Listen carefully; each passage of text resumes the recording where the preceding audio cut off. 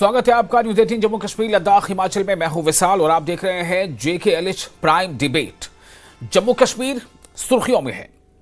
कभी यहां आतंकवाद की घटनाएं बढ़ती हैं इसको लेकर के, और कभी अभी हाल के दिनों में जिस तरह से वहां पर मौसम ने अपना रुख बदला है उसको लेकर के, चाहे किश्तवाड़ हो या कटरा या डोडा। लेकिन एक और बात है जो जम्मू कश्मीर को अक्सर सुर्खियों में रहती है। दरअसल जब से जम्मू कश्मीर के असेंबली चुनाव हुए हैं, चुनाव से लेकर अब तक 6 महीने से ज्यादा का अरसा बीत चुका है, लेकिन विपक्ष लगातार जो सत्ताधारी दल है उस पर यही आरोप लगा रहा है, या उमर अब्दुल्ला सरकार पर यही आरोप लगा रहा है कि उमर अब्दुल्ला सरकार ने डिलीवर नहीं किया। जो कुछ उन्होंने वादा किया था जब वो चुनाव के मैदान में थे, जब वो वादा कर रहे थे, वादे के बाद जो उनका इतना जबरदस्त मैंडेट मिला है, लेकिन सरकार ने डिलीवर नहीं किया। और विपक्ष में कोई एक पार्टी नहीं बल्कि कई पार्टियां लगातार उमर अब्दुल्ला सरकार को इसी बहाने से, इसी बात को लेकर घेर रही हैं कि उमर अब्दुल्ला सरकार जो है लगातार अपने डिलीवरी में नाकाम हुई है और वो लोगों को, यानी जम्मू कश्मीर के आवाम को गुमराह करने के लिए तरह तरह के बहाने बना रही है, जिनमें से एक बहाना है इख्तियारात की कमी। क्या है इसकी सच्चाई, क्या है दलीलें, विपक्ष आखिर ऐसा कह रहा है तो क्यों, और सत्ताधारी दल के पास इसका क्या है जवाब? ऐसे तमाम सवाल जवाब के लिए आप बने रहे हमारे साथ अगले आधे घंटे। आप देख रहे हैं JKLH प्राइम डिबेट।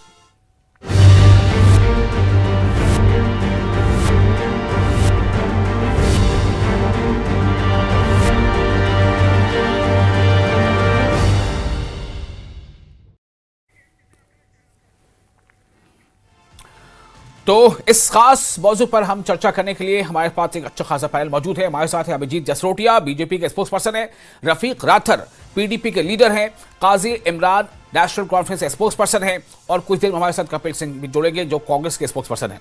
आप तमाम लोगों का बहुत बहुत इस्तकबाल है इस खास शो में जिसका नाम है JKLH प्राइम डिबेट। बिना वक्त गवाए सबसे पहले मैं आपके पास आना चाहता हूं अभिजीत जसरोटिया जी। मेरा सवाल आपसे यह है कि कई नेता, आपने भी कई बार प्रेस कॉन्फ्रेंसेस की है और कई बार आपने टारगेट किया उमर सरकार को, चाहे वो सर शर्मा जी हो चाहे सुनील शर्मा हो, अक्सर ये जो है उमर सरकार पर निशाना साधते हैं और ये कहते हैं कि उमर सरकार दरअसल नाकाम रही है। हालांकि बहुत थोड़ा समय बीता है सरकार को बने हुए, लेकिन फिर भी क्या है, किन मुद्दों को लेकर आपको लगता है कि ये नाकामी है? बहुत बहुत धन्यवाद आपका, और मेरे को पैनलिस्ट को भी मेरी नमस्कार। देखें, जहां तक रही बात, अगर आप बात करते हैं नाकामी की, सबसे पहले तो जिन लोगों की भी इन इंसिडेंट्स के, भले वो चशोती वाला इंसिडेंट्स है या कटरा वाला इंसिडेंट्स है या मेरे कठुआ वाला इंसिडेंट्स है, घाटी वाले, इन सब में जिन लोगों की जान चलेगी उन सब के परिवारों के साथ हम खड़े हैं। खैर, हम तो सिर्फ यही एक बात ही है जो उनके तक लेकर जा सकते हैं।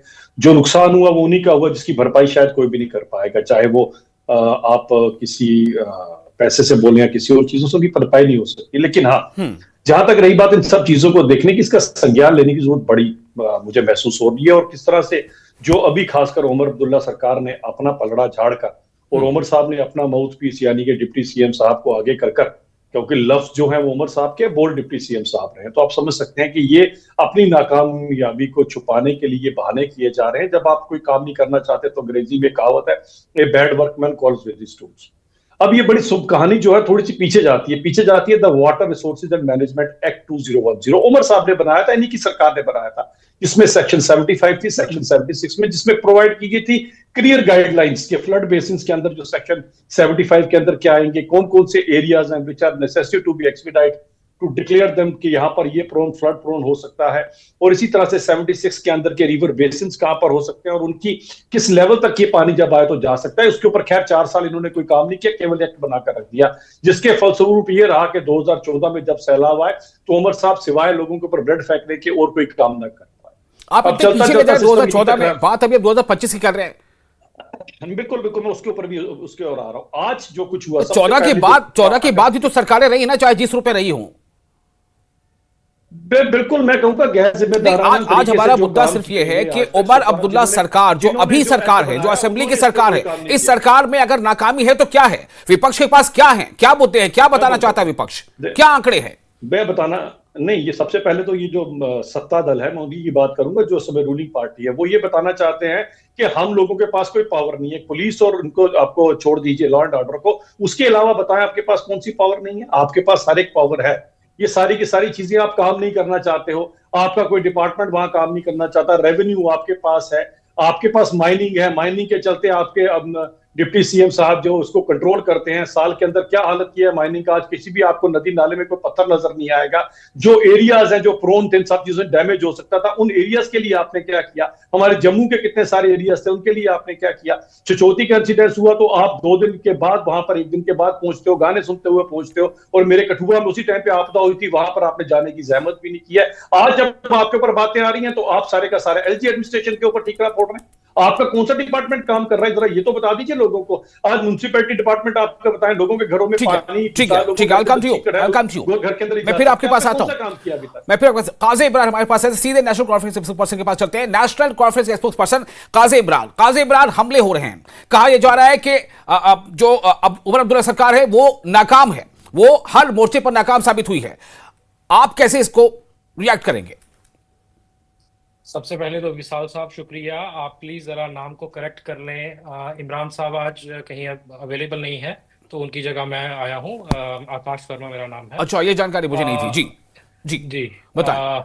सबसे पहले तो मेरे को पैनलिस्ट का मैं यहाँ वेलकम करता हूँ और आपके दर्शकों को मेरी तरफ से आदाब, सत श्री अकाल, नमस्कार जी।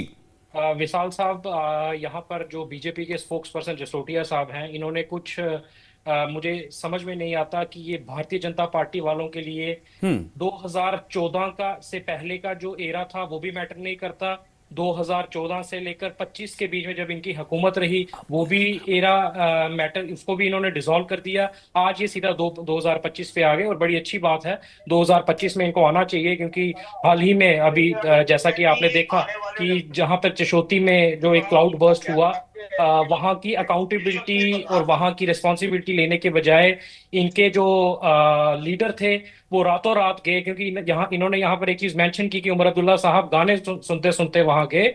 मैं आपके माध्यम से बता देना चाहता हूँ कि उमर अब्दुल्ला साहब में इतनी कर्टसी है कि जब ये इंसिडेंट हुआ उसके इमीडिएटली बाद उमर अब्दुल्ला साहब वहां पर पहुंचे और वहां पर विक्टिम्स को जो रिलीफ पहुंचाने का काम किया, चाहे वो कंपनसेशन के फॉर्म में हो, चाहे वो अथॉरिटीज को रेगुलराइज और अथॉरिटीज को डायरेक्शन देने के हवाले से हो। आज जब यहाँ पर अभी हम उस त्रासदी से अभी उभरे नहीं थे, लेकिन आज इस एलजी लेड गवर्नमेंट की एक और चूक हुई है, जहां पर जो मैं पहले इनसे 2-3 सवाल पूछना चाहता हूं विशाल साहब। सबसे पहले जसरोटिया साहब मुझे बताएं कि जम्मू कश्मीर का लॉ एंड ऑर्डर जो यहाँ की एडमिनिस्ट्रेटिव सर्विसेज है, चाहे वो आईएएस हो, आईपीएस हो, वो किसके पास है? दूसरा सवाल मैं इनसे पूछना चाहता हूं कि जो श्री माता वैष्णो देवी श्राइन बोर्ड के चेयरमैन है वो कौन है? तीसरा सवाल मैं इनसे पूछना चाहता हूं कि आईएमडी यानी कि इंडिया मीटरोलॉजिकल डिपार्टमेंट के द्वारा जब 23 तारीख को चेतावनी दी गई थी कि फ्लैश फ्लड्स और लैंडस्लाइड्स आ सकते हैं, तो ये 26 तारीख के 1:30 बजे यानी मिड डे पे यात्रा सस्पेंड करने के पीछे क्या इनकी नाकामी थी,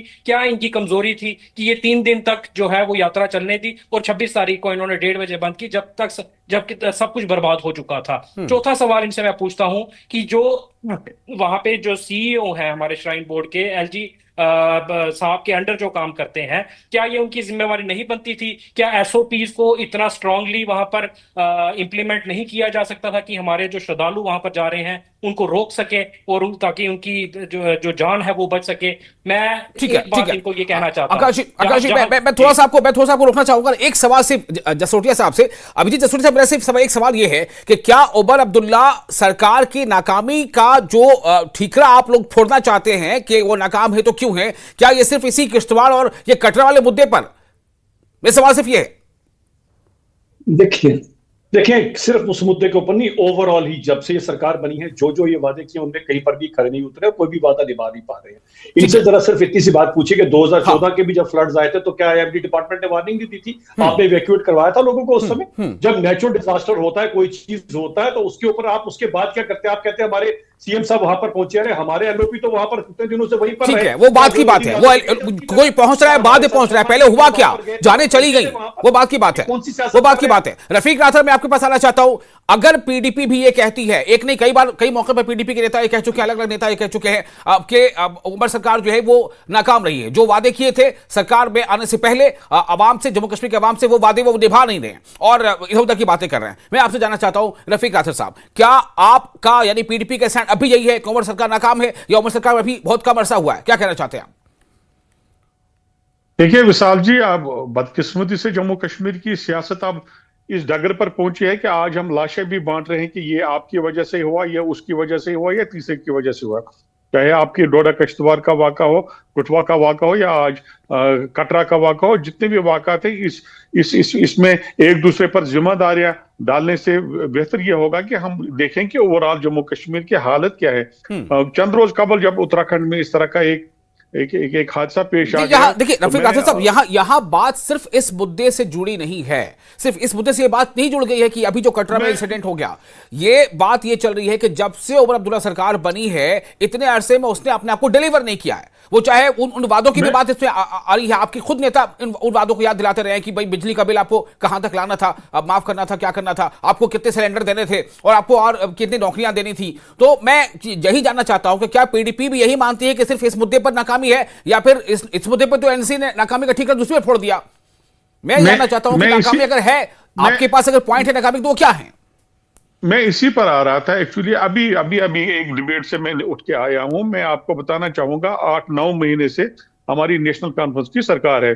मैं मानता हूं कि यहाँ पर यूनियन टेरिटरी है, मैं मानता हूं कि यहाँ पर जो इलेक्टेड गवर्नमेंट है उनकी अपनी लिमिटेशंस हैं, ये भी मैं मानता हूं। लेकिन मुझे खुदारा ये समझाए कि 10 महीनों में एक भी वाक़ा, एक भी काम मुझे आप ये बताइए जो एक शहंशाह ने, जो हम बड़े फख्र से कहेंगे कि ये नेशनल कॉन्फ्रेंस की सरकार ने किया है। अगर आपको पता था कि हम यूनियन टेरिटरी में इलेक्शन लड़ रहे हैं, कोई रातों रात यहाँ पर यूनियन टेरिटरी नहीं बनी, रातों रातों पावर्स का डिस्ट्रीब्यूशन तो नहीं हुआ।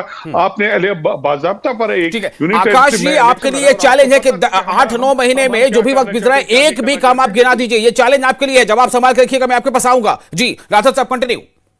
लेकिन बदकिस्मती से ये कि जब 10 महीने में आप कुछ नहीं कर पा रहे, आप बिल्कुल डिलीवर नहीं कर पा रहे, लोगों के मसले मसाइल पेंडिंग है, लोग बड़े परेशान हैं, अफरा तफरी का माहौल है। चाहे आप एम्प्लॉयमेंट के हवाले से बात करें, लोगों के रोजमर्रा के जो मामला हैं उनके हवाले से बात करें, बजाय इसके कि उनको आप एड्रेस करें, आप स्टेटहुड के पीछे छुप रहे हैं। आप ये कह रहे हैं कि हमें स्टेटहुड नहीं, हम कुछ नहीं कह रहे हैं। दो ही चीजें हैं, या आप लोगों से साफ साफ बताइए, आपके डिप्टी सीएम का अभी स्टेटमेंट आ गया है कि हमारे हाथ में कुछ नहीं, हमारे बस में कुछ नहीं है। 1 महीने पहले ये डिप्टी सीएम ने बड़े फख्र से जम्मू में कहा हमारे मुतालिक परसेप्शन क्रिएट करने की कोशिश की जा रही है कि हमारे बस में कुछ नहीं है, जबकि हमारे ताकत, हमारे हाथ में सब कुछ है। अब देखिए उनका स्टेटमेंट चेक करें, वो ऑनलाइन स्टेटमेंट अभी भी कोई उसको चला रहे हैं, वो एयर हो रहा है वो स्टेटमेंट। तो अगर कल तक आपके पास सारे पावर्स थे, रातों रात क्या ऐसा हो गया कि आप कह रहे हैं कि हमारे पास कुछ नहीं है? मेरा कहने का मतलब यह है कि जितने भी आपके पावर्स है, यूनियन टेरिटरी सिर्फ यहीं पर नहीं है। मैं मानता हूं कि बीजेपी की सरकार जम्मू कश्मीर के लोगों के साथ इंतहाई ज्यादती कर रहे हैं कि वो स्टेटहुड को रेस्टोर नहीं कर रहे हैं। ऑनरेबल पीएम ने, ऑनरेबल होम मिनिस्टर ने on the floor of the house हमारे साथ कमिटमेंट किया है कि हम स्टेटहुड को रेस्टोर करेंगे। लेकिन स्टेटहुड के रेस्टोर होने तक तो क्या नेशनल कॉन्फ्रेंस कोई काम ही नहीं करेगी? तो क्या यह बहाने बनाएंगे कि हमें ठीक है जी, हमने इलेक्शन जीता, ठीक है, लेकिन हम कोई काम कपिल सिंह हमारे साथ जुड़ चुके हैं, स्पोक्सपर्सन कांग्रेस। मैं उनके पास जाना चाहूंगा, वक्त कम है, सबके पास जाना है, आप अपनी बात जल्दी जल्दी करें और जो मुद्दा है उससे भटके नहीं। कपिल जी, मैं आपके पास आना चाहता हूं। सरकार का समर्थन तो आप कर रहे हैं, सरकार में आप शामिल हैं या नहीं एक अलग बात है, सरकार का समर्थन तो आप कर रहे हैं। अगर ये आरोप लग रहा है कि 10 महीने में एक कोई बड़ा काम गिना दे सरकार, आरोप ये लग रहा है, क्या जवाब है आपके पास? सबको मेरा नमस्कार जी। और जितनी भी जाने गई इस नेचुरल डिजास्टर में, मैं उन्हें अपने श्रद्धा सुमन अर्पित करता हूं। और जितनी माल का नुकसान हुआ, हमारी हमदर्दी है। और इस एक्ट ऑफ नेचर के बाद, नेचुरल डिजास्टर के बाद, जम्मू रीजन में खास तौर पर जम्मू स्मार्ट सिटी की पोल तो खुल ही चुकी, जो भारतीय जनता पार्टी पिछले 10 सालों से डोल पीट रही थी, उसकी पोल खुल चुकी। और यहां तक बात करें हम गवर्नमेंट की पावर की, तो बड़ी उम्मीद थी जम्मू कश्मीर की जनता को कि इलेक्शन के बाद जल्द से जल्द स्टेटहुड को रिस्टोर किया जाएगा और सरकार अपने सुचारू रूप से काम करेगी। आप भी वही बात कर रहे हैं। एक मिनट कपिल जी, आप भी क्या, जब आप चुनाव मैदान में गए थे तो आपको पता था कि ये स्टेट है कि यूनियन टेरिटरी? ये बताइए पहले। वादा किया था भारतीय जनता पार्टी ने, ठीक है ना, मेरा सवाल वो नहीं है ना, मेरा सवाल वो नहीं, मेरा सवाल पहले ये है, जब आप चुनाव लड़ रहे थे तो क्या पता था आपको? यूटी के लिए लड़ रहे हैं या स्टेट के लिए? पूरी उम्मीद थी कि स्टेटहुड जल्द से जल्द रिस्टोर हो जाएगी। तो अब अगर स्टेटहुड नहीं मिल रही तो क्या करेंगे? क्या करेंगे? इख्तियार हट जाएंगे? सुप्रीम कोर्ट से कोई ना कोई रिलीफ जम्मू कश्मीर की जनता को जरूर आप उसका इंतजार कर रहे हैं क्या? नेशनल कॉन्फ्रेंस ऑफ कांग्रेस इंतजार कर रही है कि जब तक स्टेटहुड नहीं मिलेगा तब कोई काम नहीं करेंगे? देखिए 3 हेड से सरकार को चलाया जा रहा है, ये हम सब जानते हैं, और आप तो मीडिया के ऑफिशियल हैं, आप तो बेहतर जानते हैं।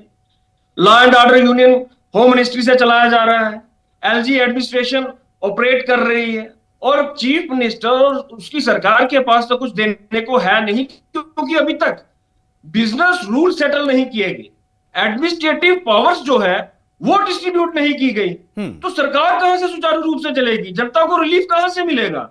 ये तो बड़ी आम सी बात है ना, इट्स कॉमन सेंस। जसरोटिया साहब जवाब दीजिए, बिजनेस रूल क्यों नहीं अभी तक सेटअप किए गए? देखें, इस समय वही बात आ गई जिस तरह से एनसी ने वो बात की, तो चचोट का इंसिडेंस हुआ था, तो दूसरी तरफ इन्होंने सिग्नेचर। कपिल जी, मैं आपको मौका दूंगा, आप ये मत समझिए मैं आपको वापस लिया, आपने जो सवाल उठाया उसका जवाब ले लेता हूं, फिर आपके पास आऊंगा। जी प्लीज आप सुनिए ध्यान से, क्या आप जवाब दे सकेगा? जसरोटिया साहब जवाब आपका। ये वही बात होगी कि जिस तरह उस समय सिचोती का इंसिडेंस हुआ, तो यहाँ पर उमर साहब जो है सिग्नेचर कैंपेन चला रहे थे स्टेट फूड के लिए, तो कांग्रेस का भी कुछ डिफरेंट नहीं है कि उसी तरह की आपदा के समय पर ये इस समय की बातें करेंगे, इनको क्या डिलीवर करना है जो उनके हाथ में, वो तो डिलीवर करके दिखाए। अब बात ये आती है, कम से कम आपने, जब मैंने आपको 2010 के एक्ट की बात की, मैं इनसे पूछना चाहता हूं, आपको पता है 4th ब्रिज जम्मू का, वो जम्मू का ब्रिज 4th ब्रिज टूट गया, उससे पीछे 3 ब्रिज वैसे के वैसे खड़े रहे, वहां पर एक ब्रिज ऐसा जहां सबसे ज्यादा पानी चढ़ा था। ठीक है, मेरा सवाल वो नहीं था, आप सवाल का जवाब नहीं दे रहे हैं। जसरोटिया साहब मेरे सवाल का जवाब आप नहीं दे रहे हैं। कपिल जी आप आगे बढ़िए, कपिल जी आगे बढ़िए। इन लोगों ने जो किया है उसका खमियाजा कपिल जी आगे बढ़िए। उसी सेक्शन के अंदर आम जनता को चाहिए, उसका जो जान माल का नुकसान हुआ है उससे वो निजात मिले, और किस तरह से मिले। अगर इनको लगता है कि जम्मू कश्मीर की सरकार जानबूझकर ऐसा कर रही है, तो जम्मू कश्मीर की सरकार कोई काम नहीं कर रही है, तो यूनियन मिनिस्ट्री से, होम मिनिस्ट्री से वहां से रिलीफ दिलाइए ना जम्मू कश्मीर की जनता को। आप तो जबरदस्ती खामखा जिसे कहते हैं ना, बेगानी शादी में अब्दुल्ला दीवाना, उमर अब्दुल्ला चीफ मिनिस्टर जम्मू कश्मीर ने कम से कम 200 करोड़ रुपए का रिलीफ दीजिए, वो तो कहना कहा ना उन्होंने कि वो देंगे। आपने केंद्र सरकार ने, भारतीय जनता पार्टी की केंद्र सरकार ने कितना रिलीफ दिया जम्मू कश्मीर की जनता को, ये बताइए ना। अब आपकी तो ज्वाइंट सरकार थी ना यहाँ पर, 2014 में ज्वाइंट सरकार, जवाब इनके पास कोई होता नहीं है, याद है ना। और इंटरप्शन पहली बार लोगों ने अगर उस समय रिलीफ कितना दिया, भारतीय जनता पार्टी की केंद्र सरकार ने जम्मू की जनता को कितना रिलीफ दिया, आपको तो पता नहीं क्या रिलीफ दिया क्या जम्मू की जनता आपका को? कौन सा कार्यकर्ता लोगों के बीच में, कौन सा नेता लोगों के बीच में गया? क्या 1 रुपया अभी तक आपने बर्बाद करने की कोशिश की है? सिर्फ जुबानी नहीं किया आपने। कोई गया और इंटरप्ट करते हो डिबेट में, कोई छिचोटी वहां पर हमारे एमएलए तो कब से बेचारे कभी नदी नालों में कभी कहीं पर जा रहे हैं, आपका कोई गया वहां पर सिर्फ बातें करने के लिए? ठीक है, आकाश वर्मा मैं आपके पास आना चाह रहा हूं, आपसे कुछ सवाल किए गए थे नेशनल कॉन्फ्रेंस से। आकाश वर्मा आपको जवाब देना है अभी। जी देखिए विशाल साहब, पहले तो मैं अपने फेलो पैनलिस्ट से गुजारिश करूंगा कि जब मैं बात करूं तो प्लीज इंटरप्ट मत कीजिएगा। जैसे कि रफीक राथर साहब ने सवाल किए, और अगर हम दोबारा इस टॉपिक पे आ जाएं जो डिबेट का आज का टॉपिक है, जहां पर जो मैं आपको ये बता देना चाहता हूं कि जो काम मुझसे ये पूछे जा रहे हैं कि जो इलेक्टेड गवर्नमेंट है उसने काम क्या किया, मैं आपको ये बता दूं कि सबसे पहली फुर्सत में जो असेंबली में जो रेजोल्यूशन था वो पास किया गया स्पेशल स्टेटस का, कैबिनेट में स्टेटहुड का जो रेजोल्यूशन था उसको पास किया गया, कैबिनेट में पास किया गया, कैबिनेट में पास किया गया। जी आगे बढ़िए। Let me complete. Marriage assistance की अगर मैं बात करूं तो वो 50,000 से लेकर 75,000 रुपया बढ़ा दी गई। फ्री बस सर्विसेज जो है वो यहाँ जम्मू कश्मीर की खवातीन को जो है वो प्रोवाइड की गई। फ्री राशन और 200 यूनिट फ्री बिजली के AA के जो परिवार जो है उनको मुहैया करवाया जा रहा है। जो वैकेंट पोस्ट थी वो PSC को रेफर की गई। एज रिलैक्सेशन का जो कैंडिडेट्स का मसला था उसके ऊपर कार्रवाई की गई। जो स्टैंप ड्यूटी थी विद इन ब्लड रिलेशन उसको बहुत कम किया गया।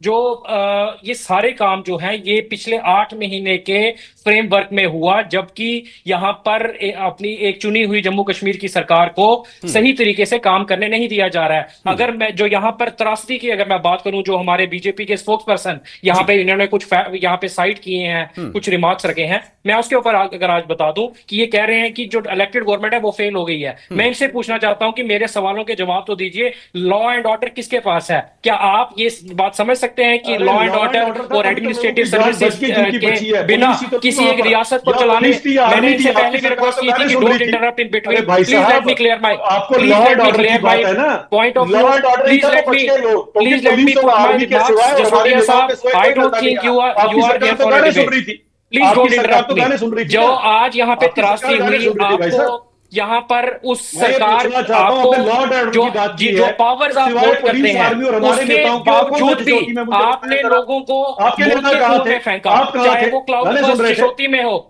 चाहे वो वैष्णो देवी का लैंडस्लाइड हो। तो आप तो गाने आपको सुन जहां रहे पर थे ना यात्रा उस समय जब बंद करनी चिशोती में चाहिए क्राउड थी, बर्स्ट आपने हुआ वहां तो। पर यात्रा को और बंद वो तो नहीं आप किया, गाने सुनते उसको सुनते चलने कठुआ भी दिया। नहीं पहुंचे, ये कभी आपकी कठुआ भी ही आ जाते एक बारी। रिस्पॉन्सिबिलिटी दर्शाता कम से है। कम जहां पर आपको स्ट्रिक्ट रिस्पॉन्सिबिलिटी एसओपीस किसकी, तो लगाने चाहिए सोचिए, थे, वहां जो पर गाने आपने सुन रहे कोई थे उनकी एसओपी नहीं लगाया, रिस्पॉन्सिबिलिटी, या लोगों जो को बेचारे मोटे एलओपी कुएं में नदी नाली झोंका। में, या और हमारे आज अगर मैं सत उमर शर्मा अब्दुल्ला जी जो साहब वहां की पर क्या क्या सरकार की कैडर बात को करूं, मूव कर रहे अगर थे, आज मैं उनकी इलेक्ट्रिक गवर्नमेंट की बात करूं, वो तो काम यहाँ कर रहे थे पर या आज आप कर रहे थे? पीडब्ल्यूडी क्लियर आर-एंड-बी करें लोगों को कम डिपार्टमेंट से कम। इस लैंडस्लाइड लोगों के ने बाद देख लिया आपकी फुल मेच्योरिटी स्विंग को। में काम कर वो रहा है, रोड को 2014 रिस्टोर की करने बैठे का काम फेंकने कर का रहा है। आपका हेल्थ वही डिपार्टमेंट की रिकॉर्ड है। बात करूं, अब भी बैठे सकीना फेंकते आंटी थे, आज साहिबा ने भी आपका वही पर्सनली हाल है, आप सारे मेच्योर नहीं हुए। हेल्थ इंस्टीट्यूशंस को मॉनिटर लोग करने का मैच्योर हो काम गए, जो है सरकारें हमारी मैच्योर गवर्नमेंट होगी, कर रही लेकिन है। आपके अगर मैं लीडर एजुकेशन मैच्योर नहीं डिपार्टमेंट हुए। की बात करूं, तो एजुकेशन डिपार्टमेंट में जो है पहले से ही इस त्रासदी को होने से पहले ही एनिमल सारे हस्बेंड्री स्कूलों आपके को, पास, यूनिवर्सिटीज को बंद करने का ऐलान रेवेन्यू किया गया था। आपके पास, इलेक्ट्रिसिटी माइनिंग इंफ्रास्ट्रक्चर की जिसके अंदर बात करूं, धांधली तो करते करते इलेक्ट्रिसिटी साल के अंदर इंफ्रास्ट्रक्चर भी पूरी जल्द से लाइनें जल्द आपने पूरी रिस्टोर जो है ठीक है, काम करने ठीक की है, एक मिनट, चूंकि ये सवाल उठाया था रफीक राथर ने। रफीक राथर साहब, क्या कुछ जवाब मिला आपको? आपने पूछा था कोई एक काम, उमर अब्दुल्ला आपने साहब पूछा ने था कोई एक काम, रफीक राथर साहब। जी जी, पहली बात इन्होंने ये कही कि हमने जी 200 यूनिट बिजली फराहम किए। इनने अपने मैनिफेस्टो में कहा था कि तमाम लोग हैं, जितने भी लोग हैं, उनको 200 यूनिट बिजली फराहम करेंगे। अब एएवाई पर आए, चलिए एएवाई हम मानते हैं, उसके लिए भी आपको सोलर पैनल पहले फिट करनी पड़ेगी, 10-15 हजार रुपए का खर्चा करना पड़ेगा, उसको फिर कनेक्ट करना पड़ेगा आपके मीटर के साथ, तब आपको 200 यूनिट मिलेंगे एएवाई को। तो पहली बात ये। दूसरा ये कह रहे हैं कि लेडीज को हमने फ्री ट्रेवल कर दिया। मुझे जरा ये डाटा दे देंगे कितनी एसआरटीसी की कितनी बसेस जम्मू कश्मीर में चलती है और कहां कहां चलती है और कितने कितने लोगों को आप कुछ बसें भी बढ़ाई तो गई है ना, बसें तो बढ़ाई गई हैं। मुझे फिनिश कर दें। जी जी जी, आप बोलिए बोलिए, मुझे बात करने दें। मैं आपको ये बताना चाहता हूं, कल हमारे सीएम साहब कश्तवाड़ चले गए, वहां पर उन्होंने एक्स ग्रेशिया रिलीफ का ऐलान कर दिया, 2 लाख या 3 लाख, मुझे एक्चुअल फिगर याद नहीं। इनसे मुझे बताइए कि आपको किसने रोका? आप सिर्फ जब ये लाइन ऑर्डर की बात करते हैं तो नेशनल कॉन्फ्रेंस की मंशा आपको समझनी चाहिए। इनको हाथ में डंडा चाहिए ताकि मुखालिफों पर ये डंडा चलाएंगे। काम करने का गर्ज इनके पास सब सरकार है। लाइन रफीक राथर साहब, अगर लॉ एंड ऑर्डर हमारे हाथ में होता तो चिशोती जैसी जो त्रासदी है वो नहीं होती, माता वैष्णो देवी जैसी जो त्रासदी है वो नहीं होती। अगर हमारे हाथ में अगर कोई पावर होती तो हम ऐसे इररिस्पांसिबल जो स्टेप्स जो एलजी लेड एडमिनिस्ट्रेशन द्वारा लिए गए कि हम नहीं होने देते। ऐसा नहीं होता है। आप मुझे बताइए, यूनिट टेरिटरी सिर्फ यहाँ पर नहीं है, बाकी जगहों पर भी यूनिट टेरिटरी है, वहां पर काम नहीं चलता है क्या? हम चाहते हैं कि यहाँ पर स्टेट हुड हो और जल्द से जल्द हो, लेकिन इसका मतलब यही नहीं। हमारे पास ऐसी पार्टियां भी इस वक्त बैठी हैं, ऐसी पार्टियों के नुमाइंदे भी मौजूद है पैनलिस्ट में। जब उनकी सरकार थी तो जब वो स्टेट हुआ करता था तब तो यूटी में नहीं थी, तब भी पता नहीं कितने वहां पर काम हुए या नहीं हुए। और आप स्टेट हुड के पीछे छुपे हैं, ऐसे काम थोड़ा ही चलेगा। मैं समझता हूँ। कपिल जी मैं आपके पास आ रहा हूँ। क्या ये टाइम इतना हो गया है कि अब सरकार के कामों की समीक्षा होनी चाहिए? कपिल जी, क्या इतना अरसा बीत गया है? समीक्षा बिल्कुल होनी चाहिए, और साथ में हमें यह नहीं भूलना चाहिए कि सरकार के पास क्लर्क ट्रांसफर करने की ताकत है, पटवारी को ट्रांसफर करने की ताकत है, पावर है या नहीं है, यह भी नहीं भूलना चाहिए। एडमिनिस्ट्रेशन को आप गवर्न कैसे करेंगे? एडमिनिस्ट्रेशन को आप कैसे चलाएंगे? अगर आप किसी ऑफिसर को अटैच नहीं कर सकते, अगर आप किसी ऑफिसर को आप ट्रांसफर नहीं कर सकते, तो वो सरकार कितनी ताकत रखती है? आप एक सीनियर जर्नलिस्ट हैं, पत्रकार हैं, आप बेहतर जानते हैं। और एडमिनिस्ट्रेशन को चलाने के लिए सरकार के पास 100 केएस ऑफिसर्स की ट्रांसफर करनी, वीडियो होनी चाहिए।